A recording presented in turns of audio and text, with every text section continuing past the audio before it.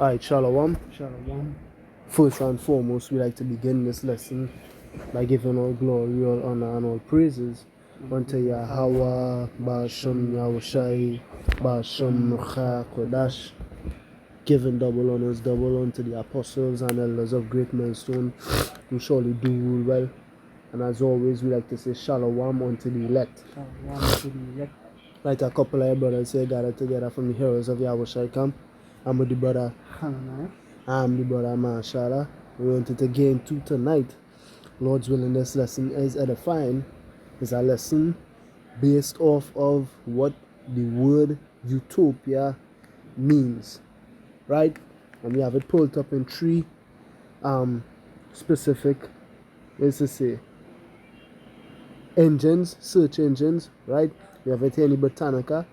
We have it here in the Merriam-Webster. We have it here in the online etymology. We're going to bring out some biblical understanding based off of what this word means, right?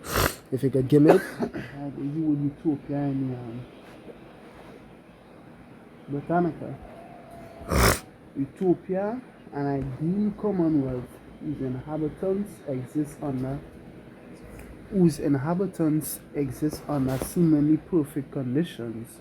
Hence, utopian and utopianism are words used to denote visionary form that tends to be impossibly idealistic.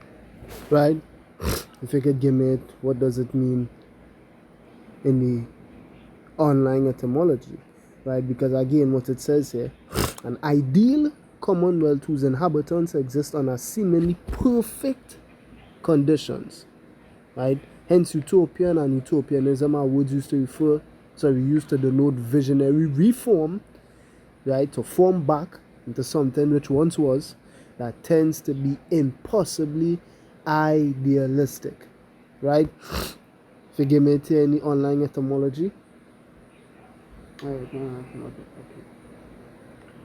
The online etymology of the word utopia from 1551, from modern Latin utopia, literally nowhere, coined by Thomas More and used as a title of his book 1516 about An imaginary island enjoying the utmost perfection in legal, social, and political systems. Go ahead. From Greek o, not, plus topias, place. Plus to. It's Greek u, u, not, plus topos or tupos. See topos, the current since the 1960s. Which what they're saying here, right? Greek u not and topos place, meaning this a utopia is not a place. It does not exist, right?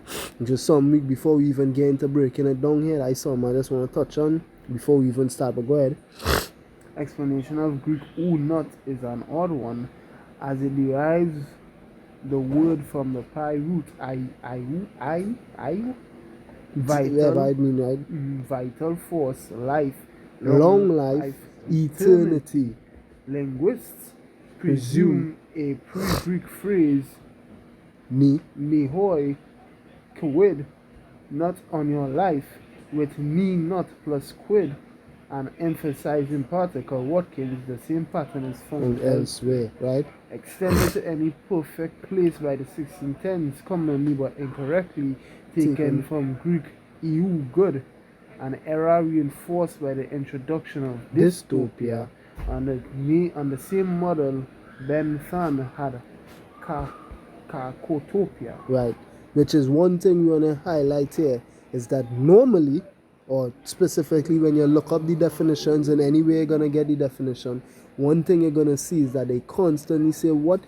It's not a place, it's not real, it's imaginary, right? But that's not true, right? Before we get into that not being true, let's go into the word utopia in the Merriam-Webster. Okay. The word utopia, Merriam-Webster definition 1, often utopia, a place of ideal perfection, especially in laws, government, and social conditions, and in practical schemes for social improvement, an imaginary or indefinitely indefinitely remote place. Right. No, what it's saying is it's imaginary. That's right, One of the synonyms for Utopia is Eden. Ooh. And Jerusalem, Zion. Zion New is a Selak. New Jerusalem, Zion. Zion is a holy place. Heaven. Oh, Zion is a holy place. No sin can end. Oh, good. Right. So, what we saying here? First thing we want to establish, the making the claim, right, that this place is imaginary. Fuck them. That's not true, right? Whoever defining that not true, right? The utopia, as we see the synonyms, in fact, Salakia. Let me go and get one time, as you had it there, right? Salakia. What were you looking for? No, the same utopia, right? Just to highlight right there, right? The Jerusalem you see there, Zion, paradise, promised land, right? New Jerusalem, right? And Eden. So we understand they know what the real utopia is, right? Now they say it's imaginary. Let's look up that word imaginary.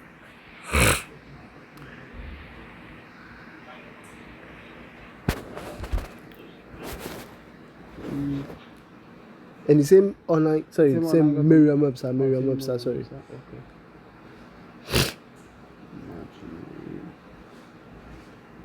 Right, go ahead. Imaginary, definition 1A, existing only in imagination, lacking factual reality. Example, an imaginary friend. 1B, formed or characterized imaginatively or arbitrarily. Right, arbitrarily, yeah. His canvases, chiefly imaginary, some by landscapes.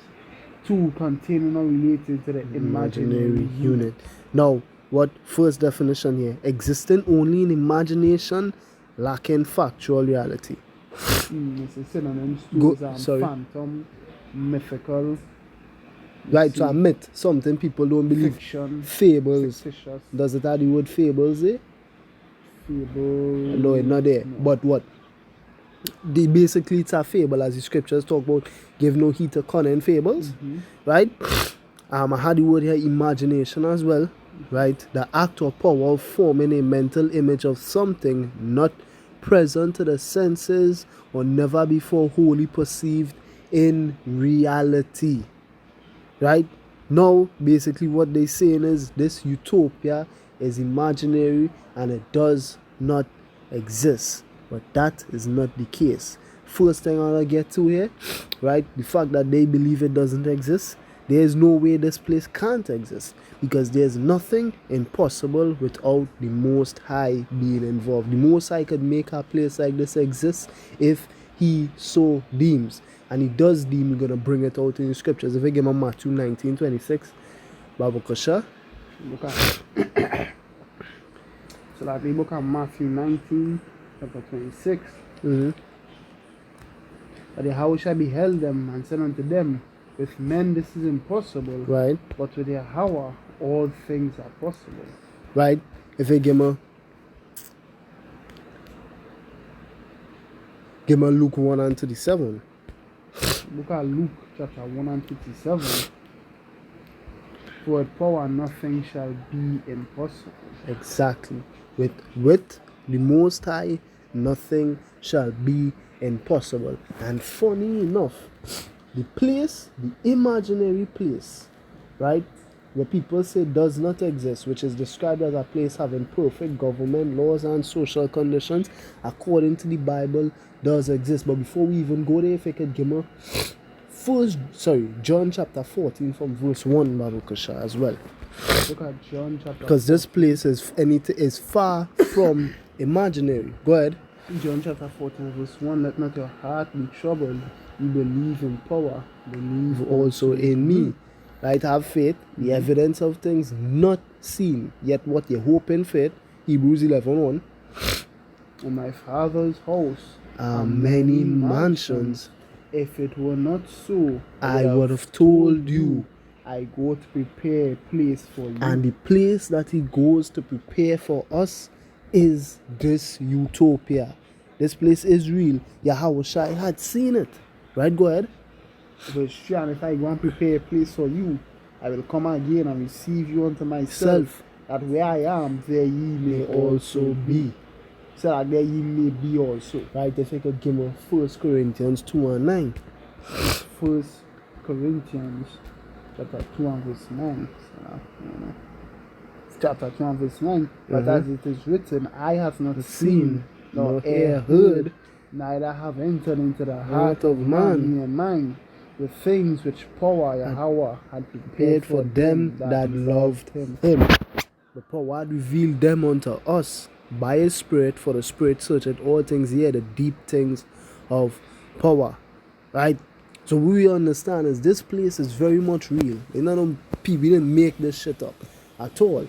Men talk about this thing as though it real. Paul said it. And Paul said it would have been unlawful for him to speak of the things which he did see, because there's nothing he could have compared it to give you a visual reference or even a sensual reference. Nothing, none of your senses, no matter how best he tried to describe it with words, you could have perceived the things which Paul saw. It would have been unholy and unlawful for him to speak of those things. But what Paul did see it, and we believe that. What did Paul see? Paul saw what was written in the scriptures. The place of perfect government, laws, and social conditions exists. Right? We're going to go into it. First, we're going to get into it. The perfect government, perfect rulership, perfect dominion, which governs how we live our lives perfectly. Give me Isaiah 9 and 6. Book of Isaiah chapter.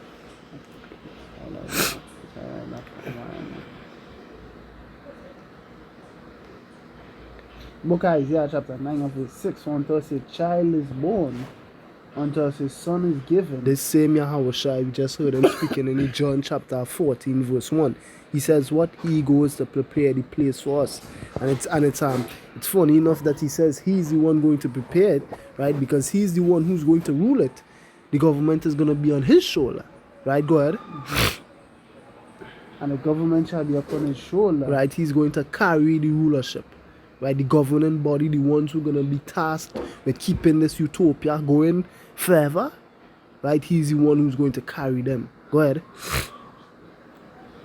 And his name shall be called Wonderful, Counselor, the Mighty Power, the Everlasting Father, the Prince of Peace. Right? Of the increase of his government and peace there shall be no end. So what the utopia, right? The utopia that he comes to bring upon the face of the earth, there isn't going to be an end to it. As we read some of the definitions, it hinted at what? The immortality, right? The eternity of the utopia that you are going to experience, right? The Most High plans to bring this to the earth, right? Go ahead. Right, go ahead. Verse 7, of the increase of his government and peace there shall be no end. Right, again, the eternity, right? And upon the throne of David, and upon his kingdom, to order it, and to establish it with judgment and with justice from henceforth even forevermore. Right, even again forever. This is going to last forever. Go ahead.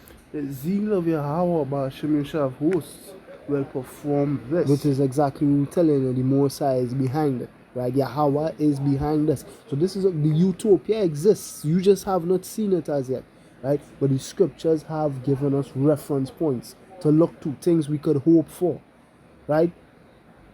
Do it. Let me get that real quick. I think it said, "Do it not yet hope for." That's all. Yet not hope. I think it's Paul said it. Do Romans 8:24. For we are saved by hope. But hope that is seen is not hope. For what a man seeth, why doth he yet hope for? But if we hope for that we see not, then do we with patience wait for it. And we patiently, waiting to see the day when the place of ideal government, ideal laws, and ideal social conditions are instituted upon the face of the earth. Right, if I could go ahead, give me Micah 5 and verse 2.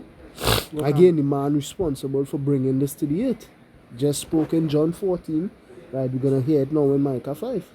In Micah 5 and verse 2. But thou Bethlehem Ephratah, though thou be little among the thousands of Judah, yet out of thee shall he come forth unto me, that is to be ruler in Israel, whose goings forth have been from old, from everlasting. From Been from of old, from everlasting. Exactly, right? Who is it speaking of? Again, Matthew 2:6. This is speaking of Yahushua. He's the one who's going to establish his government. Give me it one more time. Right, Revelation 14. Revelation 14, verse 1. The book of Revelation, chapter 14, verse 1. Verse 1. And I looked, and lo, a lamb, which we know Psalm is Yahushua, John 1 and 29, then jump to 33. Right. Stood on the Mount Revelation Zion. 5. Revelation 5. Revelation 5. Yeah. Sorry, Revelation 5 is when they tell him he's a lion. Sorry, Salakia. Go ahead. Mix up the thing, Salakia. And with him 144,000. Which right, this Mount Zion is what? The government. Again, Isaiah 9:6. He bared them on his shoulder. He bared the government, the ruling class. Right? He carried it. He started it. Great scriptures make mention of him being what? The first of many brethren. Right? It's for 144,000, not many people. Go ahead. Having his father's name written in their foreheads. Right. Now if you get made real quick as well, even the Father himself said it. Yet have I what? Psalms 2:6. That's right. A lamb. Let's say lamb in Revelation 5. Yeah, there's small thing. If you get made Psalms 2:6, Baba Kasha. The book of Psalms, chapter 2 and verse 6. Yet have I set my king upon mine holy hill of Zion. I will declare the decree. Yahweh had said unto me, Thou art my son. This day have I begotten thee. Right? So this day have I begotten thee. The begotten of the begotten son of the Most High Power, Yahweh, is the one who was set upon the holy hill of Zion. He was to be the ruler of the government, the perfect ideal government of this utopian place that the Most High plans to institute in the world. Now if you could go back to Isaiah 9 and 6, right, it clues us in into another part of this, right, because the utopia speaks of what? The place with the perfect government, so the perfect rulership, right, the rulership that lacks nothing, right, and it speaks of a place with perfect laws, correct? Right, go, you can read it. I think it's Isaiah 9:7 or 9:6 where it says establish it with judgment, justice. Verse 7. Verse 7. Go Of ahead. the increase of his government and peace, there shall be no end upon the throne of David and upon his kingdom, to order it and to establish it with judgment and with justice from henceforth, even forever. The zeal of Yahweh of hosts Will perform this. Right?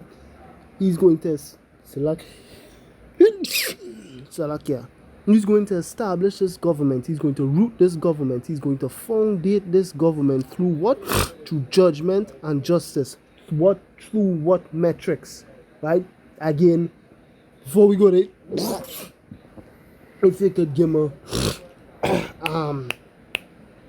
2 Timothy 3 and read verse, is it 16? Yeah.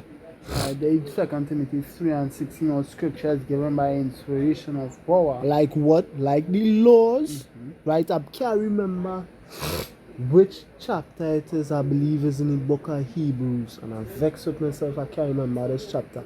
I believe it's not Hebrews, Acts 7. I believe when Stephen was getting stoned, he went into the history of the nation of Israel, right? Went all the way back to the time of Moses, I believe, and he would have made mention of the laws that Moses received were divine, inspired from the heavens or something like that, right?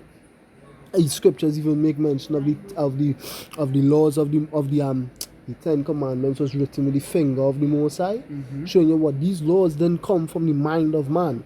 Again, holy men spoke as they were moved by the Spirit of power. The ideal and perfect laws, the laws that lack nothing in them, is the laws, statutes, and commandments which he gave to the nation of Israel, the metrics which through whom those same laws Yahushua is going to establish and root his government upon. Again, to bring his government to the earth, right? Revelation 19, what is he going to do?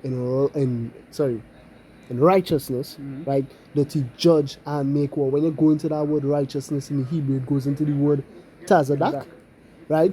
Which goes into what? According to the law, right? So according to the law, the perfect laws that needs to be there to establish this perfect government and this perfect place of social conditions and this perfect utopia is the law, statutes, and commandments of Yahweh, which he gave to the nation of Israel, right? Go ahead, you get it? I just can't remember which part it was said in. I can't remember the wording of it. You phrase how you say it again? I can't remember if it say which you receive from the heavens or you receive from an angel or something. I can't remember how it go. So like yeah. I think it's this Acts 7 and 37. This that Moses which said unto the children of Israel, the prophet shall Yahweh your power raise up unto you of your brethren, like unto me, him shall he hear. This is he that was in the church in the wilderness with the angel, which spake to him in the Mount Sinai, and with our fathers who received the lively oracles to give unto us, to whom our fathers will not obey, but trust him from them, and their hearts turned back again into Egypt. I don't think it's that. Salakia. But I small thing, if I could go to the 2 Timothy 3, Baba Kasha, which speaks of what? Why these laws are so perfect. Go ahead.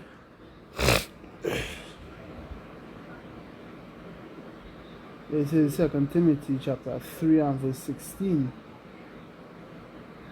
All scripture is given by inspiration of power and is profitable for doctrine. All scripture like what? Like the laws, right? For reproof, for correction, and for instruction in righteousness. Go ahead. That the man of power may be perfect. May be perfect. And the man of the Most High is Yahushua. So he himself is perfect and he has a perfect government. Why is it perfect? Because he's going to establish that government through what? The perfect laws. Again, what does it mean to be perfect? Go ahead. It is entire wanting nothing. Where is that just now? Thought it was in that same thing. Salakia.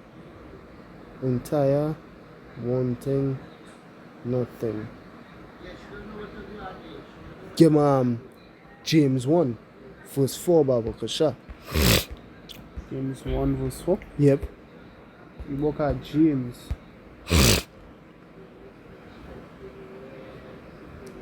Chapter 1 verse 4. Right. That patience have a perfect work, that he may be perfect and entire, wanting nothing. Wanting nothing, exactly. Right? And what teaches you to want nothing or to be perfect is the laws. Right? The righteous laws given to you by the righteous power, righteously, right, is the same perfect law that he's going to use to perfectly establish his perfect government, his perfect utopia. Right? And this is how we know it's going to be a utopia. Why? Because it's the law that's going to be running the place. Right? If you could give me it now, we could go to that Isaiah chapter 2, Baba Kasha. The book of Isaiah chapter 2 verse 1. From verse 1 I'll go from 2. Now you could go from verse 1. Isaiah chapter 2 and verse 1, the word that Isaiah the son of Amos saw concerning Judah and Jerusalem. Right. And shall come to pass in the last days that the mountain of Yahweh Bashem Yoshai's house shall be established in the top of the mountains and shall be exalted above the hills, and all nations shall flow into it. Exactly. Right? All nations shall flow. Go ahead, read verse 3 as well. And many people shall go and say, Come ye, and let us go to the mountain of Yahweh Bashem Yoshai, and to the house of the power of Jacob, and he will teach us of his ways, and we will walk in his paths. For out of Zion shall go forth the law, the perfect law, and the word of power of Yahweh Bashem Yoshai from Jerusalem. Exactly. Right, give me Baruch 4, Baba Kasha. What is it? This teach. Let him teach us of his ways, right? And we'll walk in his paths. Right? What are the ways of Zion? right? Baruch 4 told you. The book of Read from verse 1. Book of Baruch chapter 4 verse 1. This is the book of the commandments of power, and the Lord hath endured forever. Only that keep it shall come to life, but such as leave it shall die. But such as if it shall I go ahead. Turn thee, O Jacob, and take hold of it. Walk in the presence of the light thereof, that thou mayest be illuminated. Right. Give not thine honor to another, nor the things that are profitable unto thee to To strange nation, which Salakia shall have broke down verse 1. This is the book of the commandments of power, and the law that endureth forever, which shows you what? It clues you in that the law is utopian, right? Because if a utopia is established in the earth, what happens? It has to last forever. Again, the definitions, when you read in it, it makes mention or refers back to the word what? Eternity. Right? And the Most High said this over and over throughout the law, that there shall be a law and a statute for you unto all your generations. Right? Make sure to teach your sons, and make sure they teach their children, and their children teach their children. Yeah, your sons, and your sons after them, and their sons after them. Wait, this is my name, my memorial unto all generations. It starts in the beginning of the law, the very beginning of all of this, Yahweh, Ba'ashem, Yahushai. That is forever. Right? He is forever. Right? So his laws, by definition, are utopian. Right? Go ahead. O Israel, happy are we. Verse 4, Baruch 4 and 4. O Israel, happy are we. For the things that are pleasing to Yahweh Ba'ashem Yahushai are made known unto us. Be of good cheer, my people, the memorial of Israel. Right, exactly. Right? So these same ways that were given unto the nation of Israel specifically, the heathen nations are going to come to us in the time to come when Yahushai is established, right? And when he is set upon his holy hill, upon the hill of the Most High, his holy hill Zion, they are going to come to us and ask us to teach us how to be like y'all, fulfilling Deuteronomy 4. If you could give me it. The book of Deuteronomy. And they shall say, you could read from verse 4 and then you shall go to read till verse 7. Verse 8. Deuteronomy 4 and 4. But he that did cleave unto Yahweh Ba'ashem Yahushai, your power alive every one of you this day. Alive, spirit, a life entered into them. The understanding of these laws are going to go into you. I'm going to get into that. You know, it's talking about the Israelites, Deuteronomy 4 and 1. Or therefore hearken, O Israel, unto the statutes and to the judgments which I teach you, for to do them, that ye may live, and go in and possess the land which Yahweh Ba'ashem Yahushai, who of your fathers, given you. Jumping back to verse 5, behold, I have taught you statutes and judgments, even as Yahweh Ba'ashem Yahushai, my power commanded me, that ye should do so in the land whither ye go to possess it. Keep therefore And do them, for this is your wisdom and your understanding in the sight of the nations, which shall hear all these statutes and say, surely this great nation is a wise and understanding people, and the law will be kept when Yahushai returns, and that is something we're going to go into, right? So what these nations are going to acknowledge, that our ways are the true ways that man is supposed to live by, right? Showing you, Salak, That's a good thing. showing you what is, as the saying goes in the world, game recognized game. Well, I won't go as far as to call these nations game, but they're gonna what? They're gonna relent, as it says. Rahab eventually, after she saw all the terrors that the Most High unleashed on these nations, she heard, right? For we have heard, right? So after she heard all the terrors that the Most High had unleashed on these nations, what did she recognize? What did she eventually relent to and admit? Your God is the only real God. All of these rest of gods is not real gods. None of them. Your God is the God in heaven and in earth. Your God is the God that flood the earth and do all these madness that we hear about. Right? Because none of these rest of gods ain't doing shit. Right? Showing you what these nations eventually, and wait is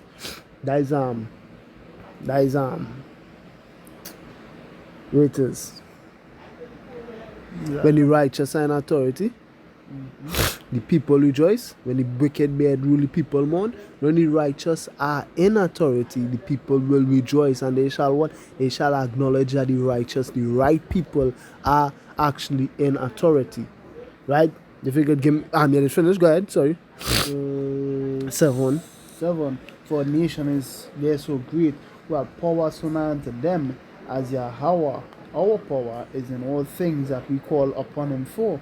And what nation is there so great that hath statutes and judgments so righteous as all this law which I set before you this day? Again, the laws that was given. The precept we was quoting before. Only take heed to thyself and keep thy so soul diligently, lest thou forget the things which thine eyes have seen, and lest they depart from thy heart all the days of thy life, but teach them thy sons and thy sons' sons. Exactly. Right? So what? The ideal laws and sorry, go ahead. Especially the day that thou saidest before Yahweh thy power in Horeb, when Yahweh said unto me, gather me the people together, and I will make them hear my words, and they may learn to fear me all the days that they shall live upon the earth, and that their children, and that they may teach their children. Exactly. So unto all generations, showing you what these laws are for eternity. Ergo, what? They are utopian. Give me Jeremiah 7:23. In the book of Jeremiah, chapter 7, verse 23.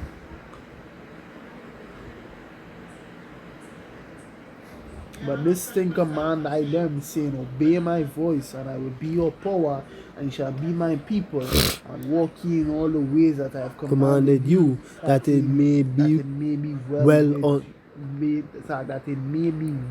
unto you. Unto you. Obviously, it would be well unto you. Why? Because these laws are the right ways to live, and everybody in the earth is eventually going to relent to that. Again, every knee shall bow and every tongue shall confess that Yahushua Mashiach is Lord, to the glory of the Father. Right? So everybody is going to acknowledge that the ways that this man is bringing back to the earth and is going to re-establish in the earth is the ways that was always supposed to be how the earth was going to be governed. If you give me John 6:63. Look at John. I believe it's John 3 where it says, he that is sent by the Most High. Well, is not Yahushua going to be sent back here by the Most High? Yes, he is. Right? And what is he going to do? He's only going to speak the words of the Most High, and he's going to speak in actions. Right? Get down or lay down. Go ahead. John 6:63. It is the spirit that quickeneth, the flesh profiteth nothing. The words that I speak unto you, they are spirit and they are life. Right? And again, if you could give me Romans 7, just to highlight real quickly again the utopianism, I believe that was one of the words, right, of the law. Go ahead.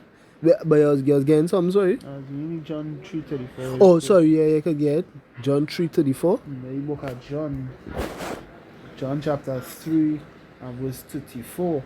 For he whom, John 3:33, he that receiveth his testimony had set his seal that power is true. For he whom power had sent speaketh the words of power, for power given of the Spirit by measure unto him. Right now, if you could give me Romans 7, how did Paul describe the law? It's Romans chapter 7 and verse 12. Sorry. Verse 12. And read till verse 16.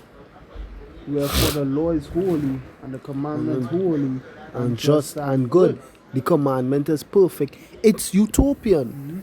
Right? Go ahead. Was then that which is good made death unto me? Power forbid, but sin that it might be but sin that it might appear sin, working death in me by that which is good. By that, because again the strength of sin is the law. Because the sin is transgressing the law. Go ahead. That sin by commandment might become exceeding. That sin by the commandment. That sin by the commandment might become exceeding sinful. For we know that the law is spiritual, but I am carnal, a soul under sin. We're not currently in our flesh or in our vessel that able to keep the law at our teeth, right? For that which I do, I allow not.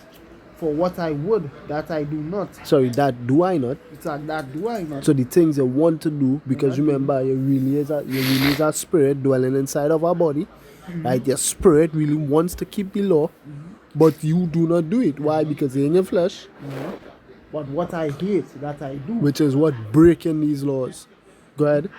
If then I do that which I would not, I consent unto the law that it is good. Exactly. Right? The laws of the Most High are utopian. And again, through the utopian government that is going to be governed and established with judgment, justice, which is what the acts of the law, through the utopian laws and instructions of the Most High, we're going to get what? Utopian or perfect social conditions. Right, and we close the video with this point. If you could give me it, Proverbs 29 verse 2. Look at Proverbs chapter 29 verse 2. I believe we quoted it earlier when the righteous. Yeah, go ahead. And the righteous are in authority, the people rejoice. When the wicked bear rule, the people mourn. Exactly. When the righteous are in authority, when the righteous are in authority, the people rejoice. And why are they going to rejoice when Yahushua is in authority? Because what? He's going to have the place running in perfect utopian order. Peace, again, as we read in that Isaiah 9, how to refer back to that? That the utopian precept, right? Isaiah 9 verse 6, verse 7 of the increase. Right, go ahead, the first line. Of the increase of his government and peace, there shall be no end. Right? So he's going to make the world perfectly peaceful. Again, Isaiah 9 and 6, one of his many titles, he's going to be known as the Prince of Peace. Right? He's going to be responsible for the peace that everybody in the world so desperately waits for. Again, Romans 8 makes mention of what? For the earnest expectation of the creature, to wit the manifestation of the sons of power, I believe is how it goes.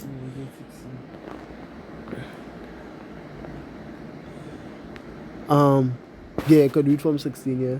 Look at Romans chapter 8 verse 16. The Spirit itself bear witness with our spirit that we are the children of power. Right, the sons of God, the rulers of this world. Go ahead.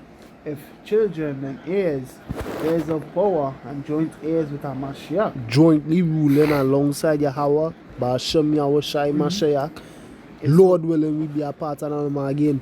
He saw him on the Mount Zion, Revelation 14, and with him, 140 and 4,000. So he's not ruling by himself. Right, go ahead.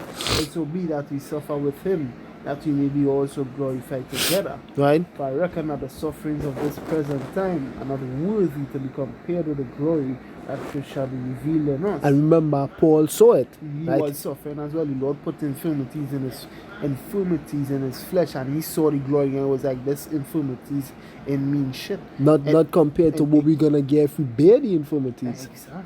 Right, go ahead. For the earnest expectation of the creature waited for the manifestation of the sons of power. Go ahead. When it's the creature, I'm talking about all creation. Right, go ahead.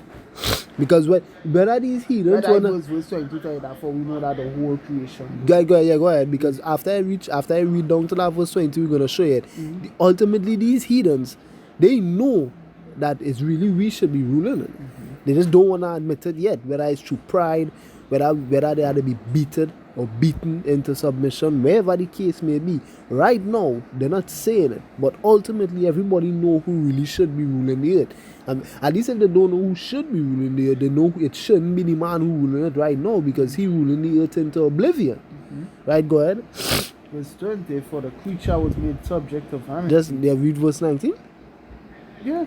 Oh, sorry, go ahead. And sorry, just for the earnest expectation of the creature waited for the manifestation of the sons of power. To manifest something is to do what? Is to reveal it. Reveal the true sons of the living God, which are us, the Israelites, right? But more specifically, who? Those same joint heirs he was speaking about, Romans 8:17. But go ahead. Not willingly, but by reason of him who are subject to the same hope. Right. Because the creature itself also shall be delivered from the bondage of corruption into the glorious liberty of the children of power. Right. For we know that the whole creation groaneth. And that is everything. The earth, the clouds, the sun, the moon, the rain, the plants, the people. Everybody crying right now because of this man ruling. If the son had a mouth and open his mouth now to talk, and we ask the son, hey, what going on? Who oppressing you? The sun gonna tell you. The moon would tell you. The stars would declare it and tell you what the fuck going on in the earth right now. And what they would acknowledge that, hey, you see that man who leave here 2,000 years ago? He had to come back. Bring him back. Because unless he come back, this shit not gonna fix. Go ahead. But we know that the whole creation groaned and travailed in pain together until now. Until now. Right? So the perfect social conditions are set to be set up by Yahweh. Right? Until he reaches, we ain't getting none of that. Give me it again. The Zechariah 14 from verse 16, Babu Kasha. Zechariah 14 and 16. And shall come to pass that every one that is left of all nations, which came against Jerusalem, shall even go up from year to year to worship the King, Yahweh of hosts, and to keep the feast of tabernacles. And shall be that the feast what? The feast of tabernacles. Uh-huh. Go ahead. Keep it? Yeah. And it shall be that whoso will not come up of all the families of the earth unto Jerusalem to worship the King, Yahweh of hosts, even upon them shall be no rain. And the family of Egypt go not up and come not, they have no rain, so that have no rain. There shall be the plague, wherewith Yahweh Shemir shall smite the heathen that will come, so that come not up to keep the feast of tabernacles. Which showing you just a couple of things here. Again, everyone that is left of all the nations which came against Jerusalem. Who were the nations that came against Jerusalem? Psalms 83. The heathen nations. Psalms chapter 2. The heathen nations. Nehemiah 5 and 9. The heathen nations. 1 Maccabees 2:10. The heathen nations. All that is left. Why do they say all that is left? Again, Yahweh is coming here to do what? Put down the rulers of these said heathen nations. And put a lot of people to that. Again, let the dead bury their dead. There's going to be a lot of dead. And even, I believe it's... Yeah, I believe it's either Revelation 19 or Revelation 6. I always mix it up. Where it said, and on his head, he set crowns. On his head, there were many crowns. I believe that Revelation 19. Right? Be that as it may, why did he have many crowns? It's because of the amount of rulerships and dominions that he took down and took over. Which right? all of them, because we know having many crowns, that would symbolize him taking on the kingdoms. That would symbolize him taking on the kingdoms. So we know that when David take down the king of Moab, he put the crown on his head. His crown was put on David's head. Exactly. So what that means, he was in charge of the Moabites. Right. So why how should you going to put down all these other nations and what he's going to be in charge of the nations? And how we know that? Because verse 16 said it. All the left of all the nations which came against Jerusalem shall even go up from year to year to worship the King, Yahweh Ba'ashem Yahushua of hosts, and keep the Feast of Tabernacles. Are the heathens keeping our laws now? We not even keeping the laws now, Tati. Do you telling me a man gonna come here in the earth and make sure everybody keep the laws, even the ones who it was not even given unto to keep? Proof. Everybody, but you know what you're talking about when you say it wasn't given. Yeah, they didn't receive it through covenant. They weren't in the wilderness getting dashed with blood from Moses with the basins. Right? It was the nation of Israel went under that. Romans 9 and verse 4 tells you. Who are Israelites, to whom pertain the covenant and the adoption and the glory and what the service of power and what the giving of the law. A lot of nations who are not Israelites were taught the law. Again, Esau is known as the man of sin, and to sin you have to transgress the law. Right? How can you transgress something you don't know or wasn't taught to you? Esau was taught the law. How we know that? He was brought up in the house of a man who knew the law. Isaac. Right? Jacob knew the law. You think Abraham knew the law. Abraham brought up Isaac and Ishmael under the law. Right? Noah brought up Ham under the law. Noah brought up Japheth. Right? He brought up Japheth and Shem under the law. How much nations descended from Shem? Lot was Moab and Ammon father. Right? So these heathen nations, the literal patriarchs of these nations, came from men who knew the laws of the Heavenly Father. Right? But they were not brought under and given the law through covenantal agreement. Right? So they are aware of the law, but are they keeping the laws? No. Right? They're not keeping the laws. But in verse 16 it says what? They shall go up to keep the Feast of Tabernacles. Why is that? Well, they're going to be forced to. Right? Again, the ideal social conditions. A big part of the Utopia people kind of does. They're aware of, but they don't just outright say it. It's almost like a police state. Right? The law is perfectly set, and this is what we're doing. And if you're not doing this, again, as the old saying goes, get down or lay down. And Yahweh Shai is ready to lay the fuck down anybody who don't want to get down with the law. You all shall die. Right? Isaiah tell you that too, Isaiah 4 and 6. Yeah, good. We do in place of Israelites but have A defense? defense. Yeah, and they shall Isaiah 4 and 6, and there shall be a tabernacle for a shadow in the daytime from the heat, and for a place of refuge, and for a cool from the storm and from rain. Verse 5 says the defense. So like, Isaiah 4 and 5, and Yahweh, Bashem Yeshua will create upon every dwelling place of Mount Zion, and upon her assemblies a cloud and a smoke by day. Which is the same thing which followed the nation of Israel out with the Passover, right, to keep the Egyptians at bay. What was keeping them at bay? The lasers. Go ahead. And the shining of a flaming fire by night. The lasers. For upon all the glory shall be a defense. And the whole nation shall be glorified. So like, go ahead. Lord would not use that as well to judge the nations. Anytime you want to do what we say. Right. Do what the Lord has. I'm not afraid. I do what the Lord say. Zap. No rain. Wait, it's no rain, and if that is not enough, the plague's coming. Right? The curse is coming. So what? Keep the laws or die. Same conditions we in right now. Only it's gonna be way more harsh on you all. Right? If you could finish at Zechariah 14, I think you reach verse 18. Yeah, verse 18. 19. 19. It shall be the punishment of Egypt, the punishment of all nations that come not up to keep the Feast of Tabernacles, showing your perfect social conditions and the perfect penalties for not keeping those perfect social conditions intact. Right? Even our one, yeah.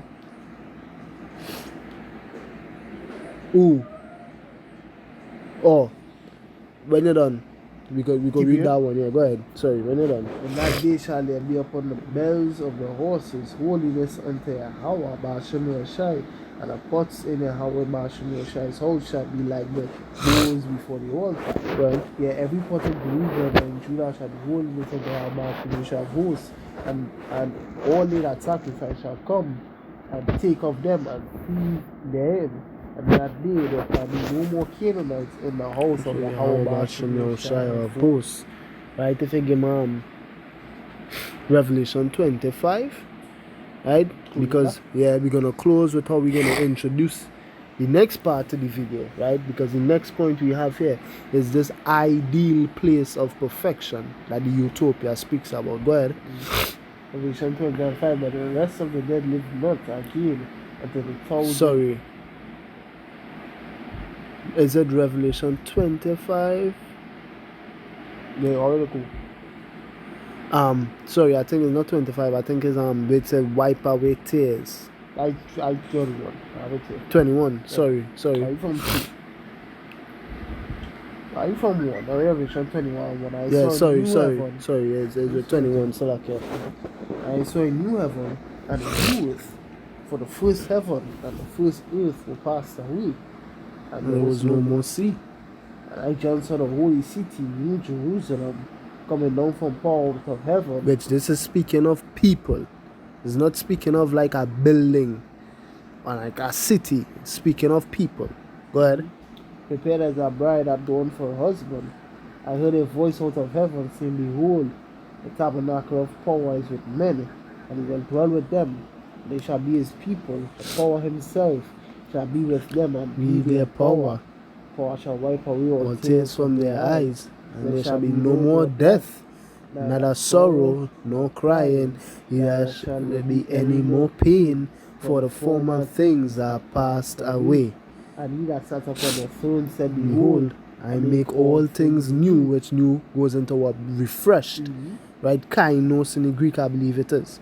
Yeah, go ahead. And he said unto me, Write, for these words are true and faithful. Exactly. True and faithful. It is true that what the ideal place of perfection, the utopia, exists. It's recorded within the scriptures. If you could give me it, right? Because we're gonna close how we want to start this ideal place of perfection. If you give me Isaiah, go back to the Isaiah 2 and to the Micah 4. Give me Isaiah 2:4 and Micah 4:3. Isaiah 2, verse 4. They shall judge among the nations and shall beat many people. Right. And they shall correct many people, right? And they shall beat their swords into plowshares. Right, their weaponry into gardening tools. Forget the wars now. Now it's time to raise crops. Go ahead. And their spears into pruning hooks. Right. Nation shall not lift up sword against nation, neither shall they learn war anymore. And again, the same thing is echoed in the book of Micah, chapter 4, verse 3. Micah 4:3.